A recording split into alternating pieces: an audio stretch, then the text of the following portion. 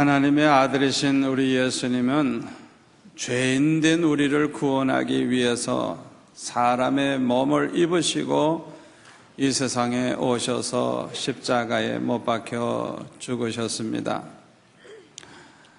그러므로 이제는 누구든지 예수를 믿기만 하면 구원을 받을 수 있게 되었습니다. 이것이 바로 복음입니다. 예수님이 우리를 위해 십자가를 지셨기 때문에 어떤 죄인이라고 할지라도 예수를 믿기만 하면 구원받는다고 하는 이 소식이야말로 가장 기쁜 소식, 복음인 것입니다. 누구든지 믿기만 하면 구원받기 때문에 부활하신 예수님은 제자들에게 말씀하시기를 너희는 온 천하에 다니면서 만민에게 이 복음을 전파하라 말씀을 하셨어요.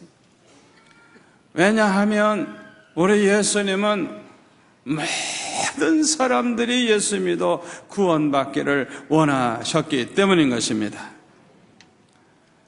우리 예수님이 가장 기뻐하시는 것은 죄로 말미암아 멸망할 수밖에 없는 그 사람들이 예수를 믿음으로 구원받게 되는 것이 우리 주님이 가장 기뻐하시는 일임을 여러분들이 기억하시기를 바랍니다.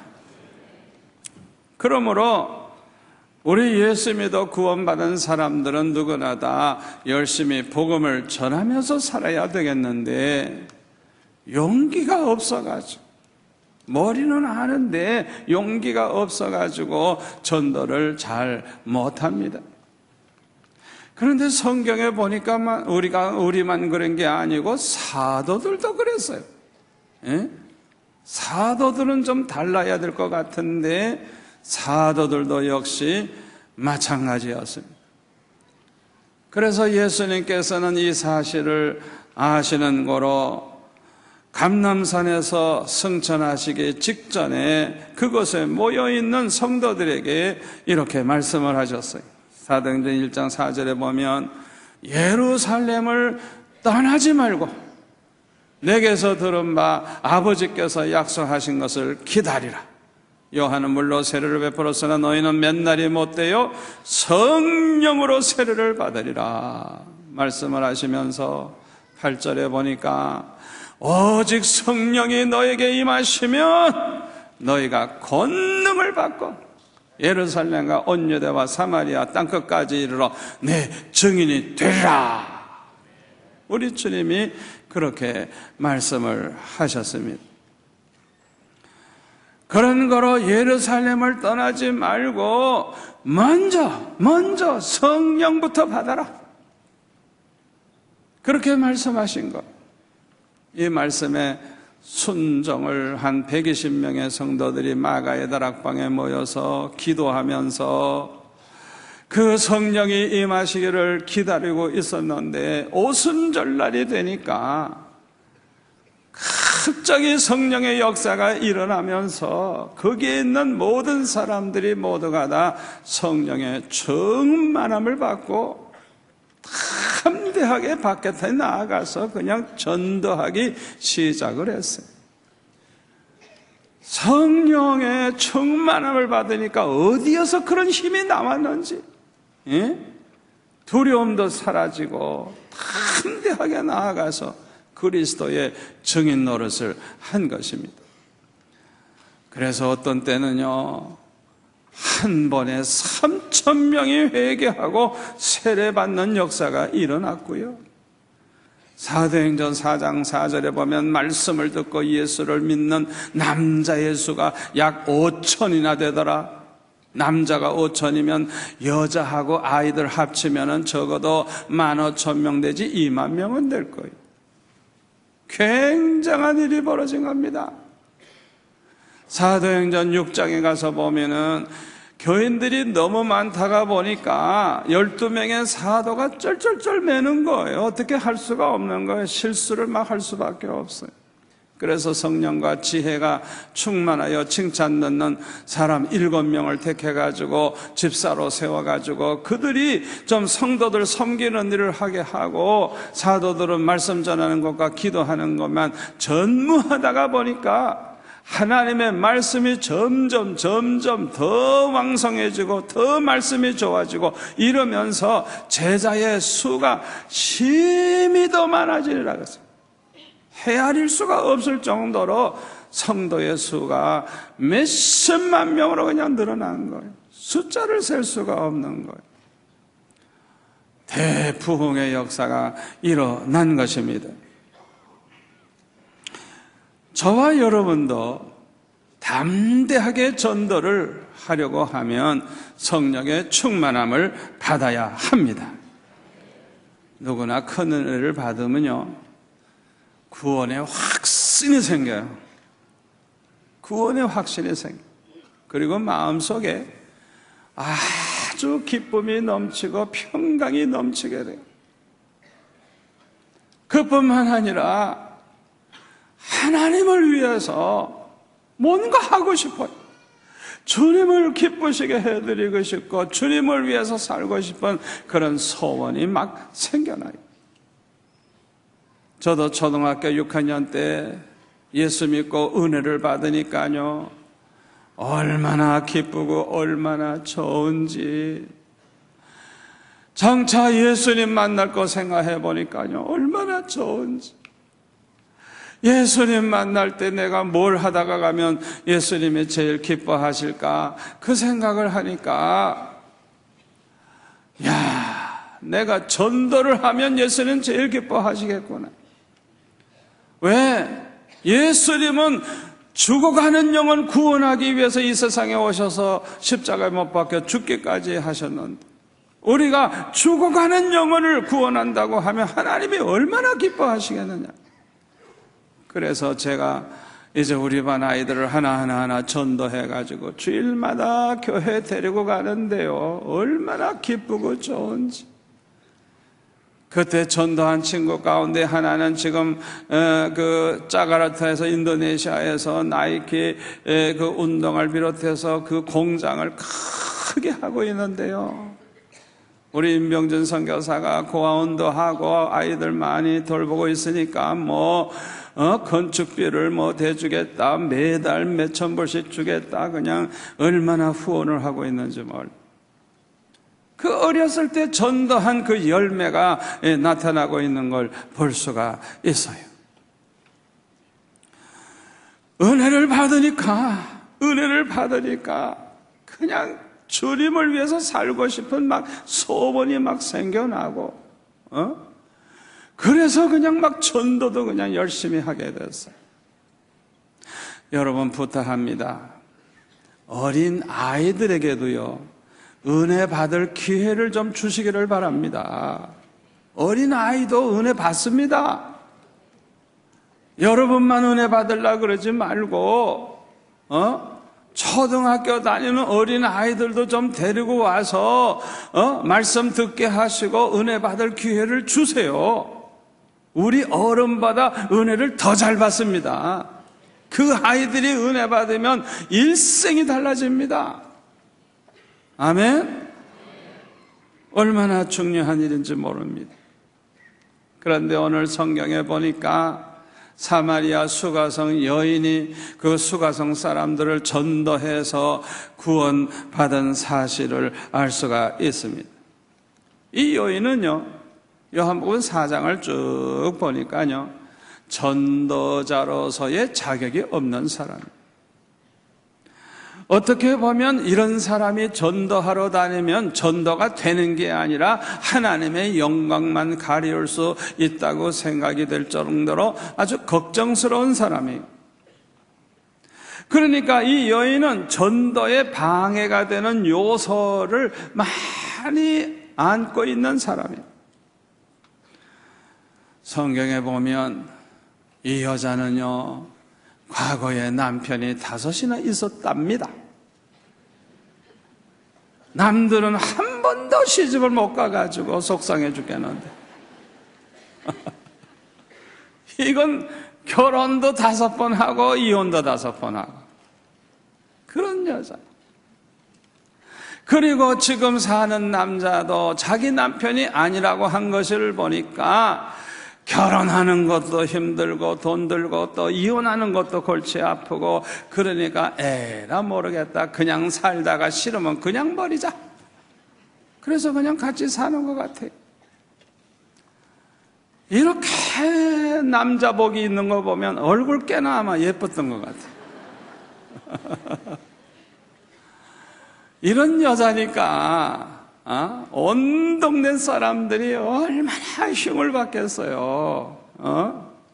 그러니 이런 여자가 전도를 한다고 한들 되겠어요?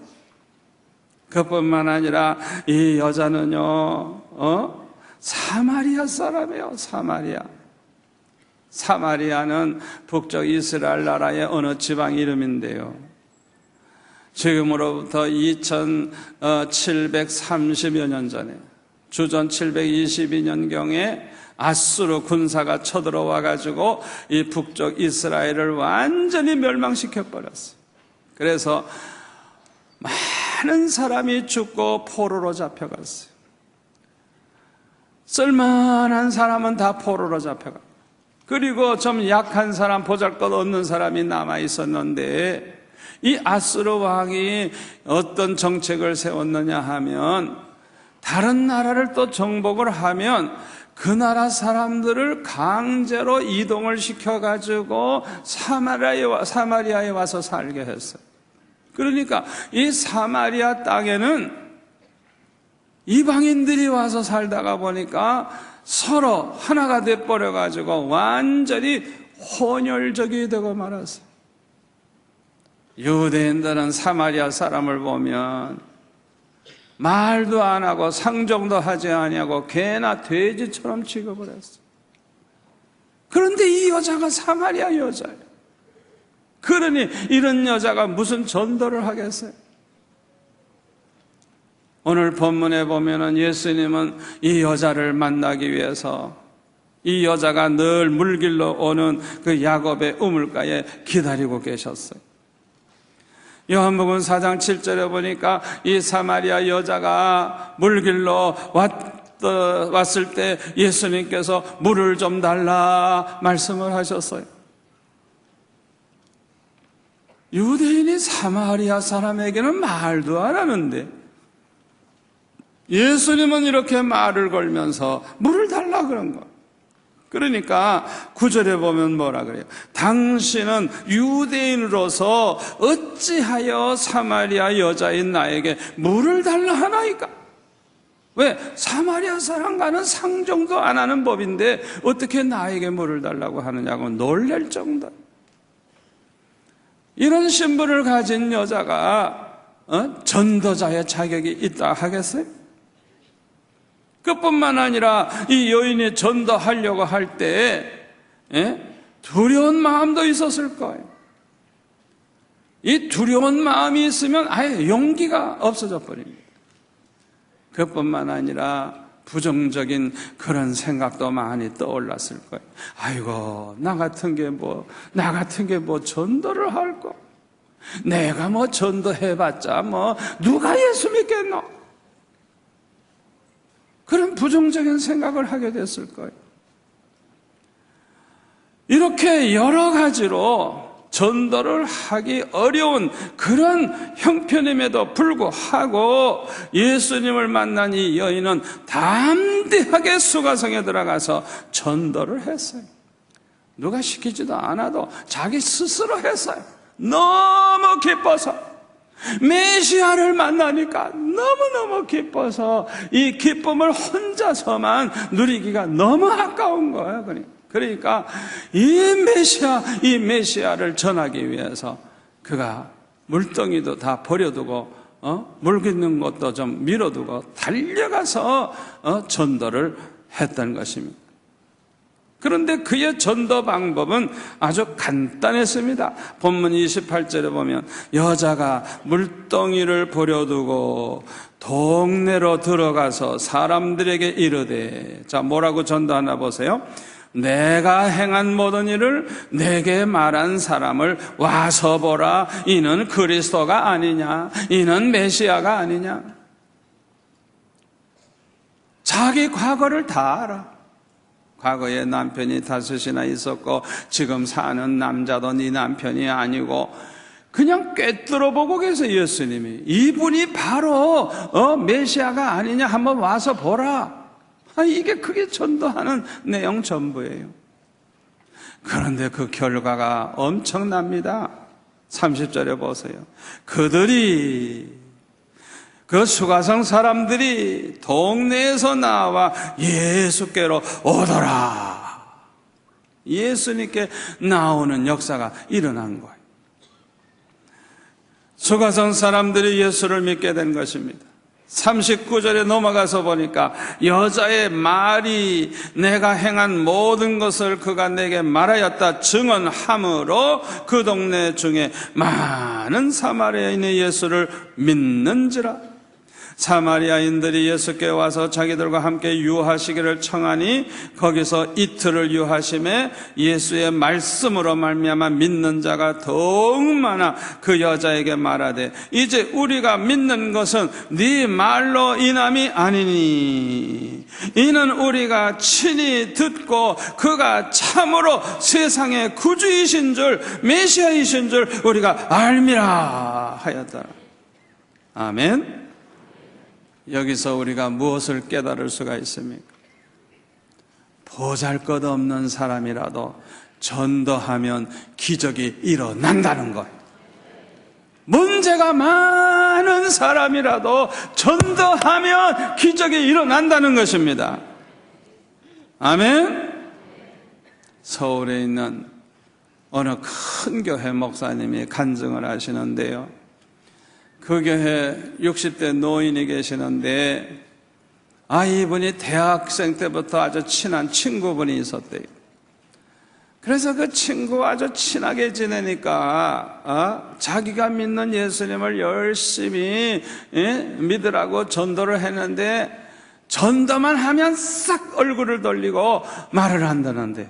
얼마나 깍쟁인지. 예수는 죽어도 안 믿는 거예요. 그러다가 세월이 지나가지고 이제 60대 할머니가 된 거예요. 그런데 어느 날 그 자기 남편이 갑자기 병들어 죽게 됐다고 얘기를 하더래요. 그래가지고 그 친구 집에 위로해주러, 그 남편도 잘 아니까 위로해주러 찾아갔다가 복음을 제시하고 전도를 해서 그랬더니 그 남편이 죽어가는 남편이 예수를 믿겠다고 그러더라고요. 예수님을 영접을 했어요. 그래가지고 구원을 받게 됐어요. 남편이 그렇게 예수 믿으니까 자기도 안 믿을 수가 없죠. 그래가지고 자기도 예수를 믿게 됐어요. 그 남편은 예수님 영접하고 천국에 갔어요. 그런데 이분이 이제 교회 생활을 시작한 지 얼마 되지도 않았는데 다른 친구에게까지 이제 소문이 난 거예요. 소문이. 이 친구가 남편도 예수 믿고 구원받았다는 얘기, 이 친구가 교회 다닌다는 얘기, 소문이 난 거예요. 그러니까 또 다른 친구가 남편이 병들어 죽어가니까 새로 믿은 이 친구 보고 와서 전도 좀 해달라는 거예요. 자기는 뭐 성경을 아나 뭐 아는 게 있어야지 전도를 합니까? 그래가지고 그냥 뭐 친구니까 가서 위로해주고 이런 얘기 저런 얘기하고 그냥 돌아왔대요. 전도할 줄 모르니까.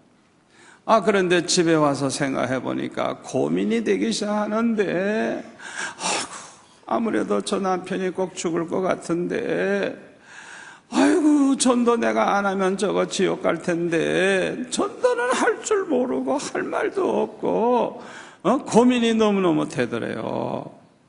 그래가지고 그 다음날 다시 갔대요. 다시 가가지고 전도는 할 줄 모르니까 그냥 자초지종 자기 집안 얘기를 했대요. 남편이 어떻게 해서 예수 믿게 되고 어떻게 구원받았고 자기도 교회 다니니까 참 좋더라. 교회 가보니까 이런 게 좋더라. 이러고 자기 예수 믿으면서 이제 여러 가지 얘기를 했대요. 그렇게 얘기만 했는데도 그 죽어가는 그 남편이 자기도 예수 믿겠다 그러더래요. 그래가지고 예수님을 영접을 한 거예요. 그리고 집에 돌아왔는데 그날 밤에 그 친구로부터 전화가 왔더래요. 자기 남편이 죽었다. 얼마나 아슬아슬합니까? 그렇게 전도할 줄도 몰라서 그냥 자초지종 얘기한 것뿐인데 예수님 영접하고 구원받고 천국 갔으니 얼마나 아슬아슬했어요.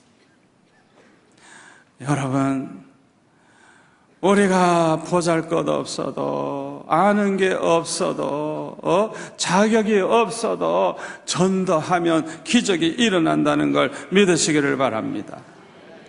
왜 전도하면 기적이 일어나는 줄 압니까?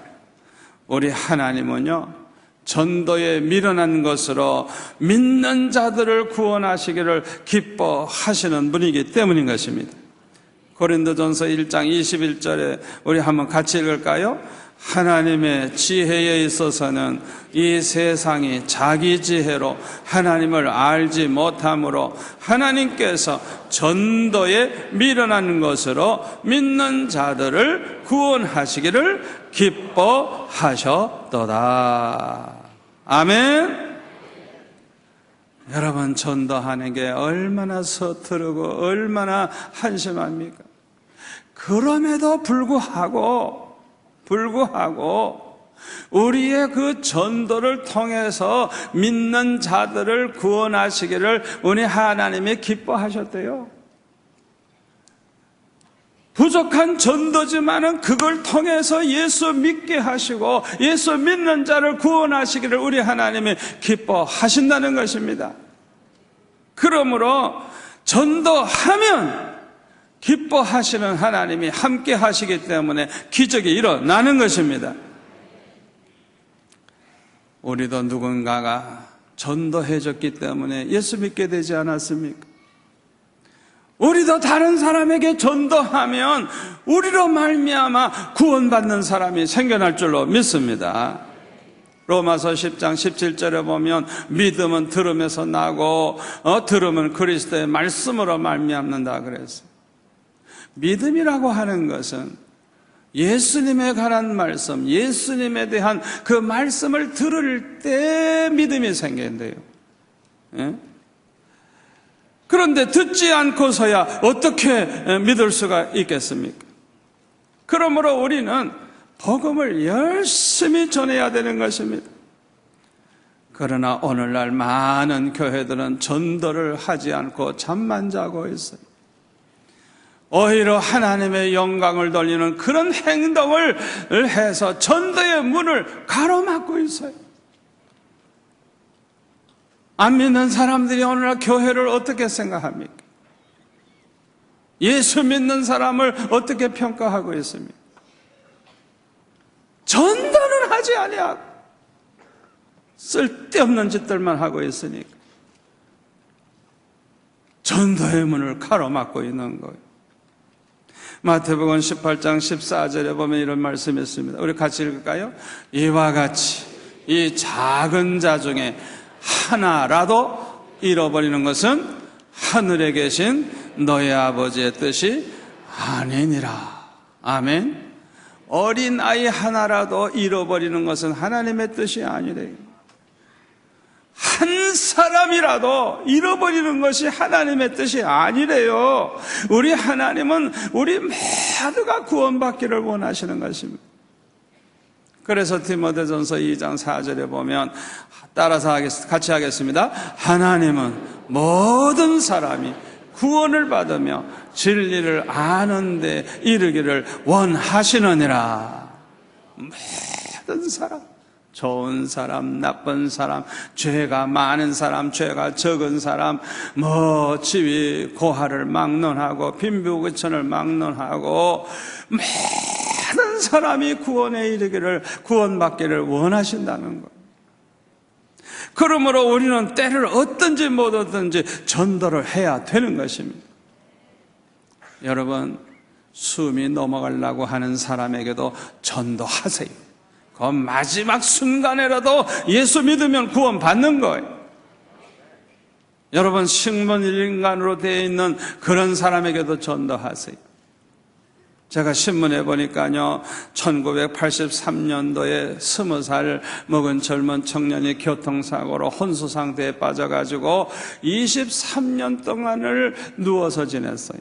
그런데 지나간 3년 전에 이 의학이 발달되다가 보니까 특수한 키보드를 사용해가지고 의사소통을 하는 그런 방법을 개발을 했는데, 글쎄 식물인간으로 23년이나 있던 이 청년이 의식이 있다는 걸 알게 된 거예요. 육체만 이렇게 살아있는 게 아니고 의식이 살아있다는 걸 알게 된 거예요. 그래서 말을 하고 자꾸 거기에 대해서 대답을 하게 하는데, 키보드를 사용해서 자기가 할 말을 이렇게 전하게 했더니 이 청년이 이렇게 말을 하더랍니다. 나는 계속 비명을 지르고 소리를 쳤다는 거예요. 그런데 아무도 내 말을 듣지 못했다고 그렇게 답을 주더라는 거예요. 얼마나 놀라운 일이에요. 그 기계로 식물인간들마다 다 체크를 해보니까 40%가 의식이 있다는 겁니다. 얼마나 놀라운 일이에요. 여기서 깨닫게 되는 게 뭡니까? 식물인간들 중에서도 의식이 있는 사람이 있으니까, 듣는 사람이 있으니까 우리가 말 조심을 해야 돼요. 혼수 상태에 있는 분 보고 이거 화장시킬까 뭐 할까 이런 소리나 하고, 얼마나 끔찍해요. 그러면 안 돼요. 형제간에 서로 혼수 상태인 부모를 놓고 싸움질을 하질 않나. 그러면 안 돼요. 믿음의 말을 해주고 소망을 가지게 해주고 사랑 고백을 하고 가족들이 안아주고 그런 시간을 가져야 돼요. 그런 시간. 결론의 말씀을 드립니다. 사도 바울은 자기가 복음을 전해서 예수 믿고 구원받은 사람들을 향해서 이렇게 그들을 불렀습니다. 빌립보서 4장 1절에 보면 나의 사랑하고 사모하는 형제들, 나의 기쁨이요 멸룩 아닌 사랑하는 자들아. 데살로니가 전서 2장 19절에 보면 우리의 소망이나 기쁨이나 자랑의 멸류관이 무엇이냐? 그가 강림하실 때에 우리 주 예수 앞에 노예가 아니냐? 예수님 재림하실 때 사도 바울이 받는 그 칭찬과 멸류관이 얼마나 큰지 모르는데, 그 주위에 사도 바울이 전도해가지고 구원받은 수천 명의 영혼들이 거기에 있을 때 얼마나 기쁨이 되겠어. 얼마나 자랑스러워요. 그러니까 사도 바울이 전도해서 구원받은 그 사람들을 가리켜서 너희들은 나의 기쁨이요 나의 멸류관이다, 나의 자랑의 멸류관이다, 그렇게 말을 한 것입니다. 저와 여러분도 마찬가지입니다. 장차 우리가 하나님 앞에 섰을 때 우리가 전도해서 구원받은 사람이 많을수록 상급이 크고 멸류관이 크고 영광이 클 줄로 믿습니다. 여러분, 천국에서뿐만 아니고 주님을 위해서 복음을 위해서 살면 이 세상에서도 100배의 축복을 주겠다고 주님이 약속하신 사실을 우리가 기억을 해야 됩니다. 예전에 중국에 송전도라고 하는 분이 있었는데, 이름이 본래 송전도가 아니고 전도를 하도 많이 해서 사람들이 그렇게 부른 거예요. 저분이 성전도라고 하도 전도를 많이 하니까. 그런데 이분이 불행하게도 젊어서 죽었어요. 그에게는 3남매 자녀가 있는데요, 큰딸 성경령이는 중국의 국부라고 할 수 있는 손문의 아내가 됐고, 작은딸 성미령은 장개석 총통의 아내가 됐고, 하나밖에 없는 아들 성자문은 재정장관이 돼가지고 그 중국 전 대륙을 움직이는 인물이 그 송전도라는 그분의 자녀 3사람을 통해서 그런 하나님의 축복이 있었어요. 우리가 교회에서 봉사하는 건 뭘 봉사해도 다 좋은 것이고 다 귀한 것이지만은, 그러나 가장 큰 상급을 받고 영광을 받는 것은 죽어가는 영혼을 구원하는 일입니다. 전도를 해서 예수 믿게 만드는 것입니다. 아멘. 우리가 그것을 알아야 돼요. 여러분, 금년도 이제 다 지나가고 12월 한 달밖에 안 남았습니다. 이 마지막 한 달 동안 총동원해서 전도를 하기를 바랍니다. 믿든지 안 믿든지 그냥 열심으로 그냥 하나님 앞에 기도하면서 전도를 해보세요. 할 줄 몰라도 해보세요. 기적은 일어날 것입니다. 전도하면 기적은 일어납니다. 아멘. 기도하겠습니다. 아버지 하나님, 감사합니다. 오늘 주신 말씀을 마음에 그대로 믿고 받을 뿐만 아니라 행하게 도와 주옵소서. 기적을 보게 하여 주옵소서. 예수님의 이름으로 기도하옵나이다. 아멘.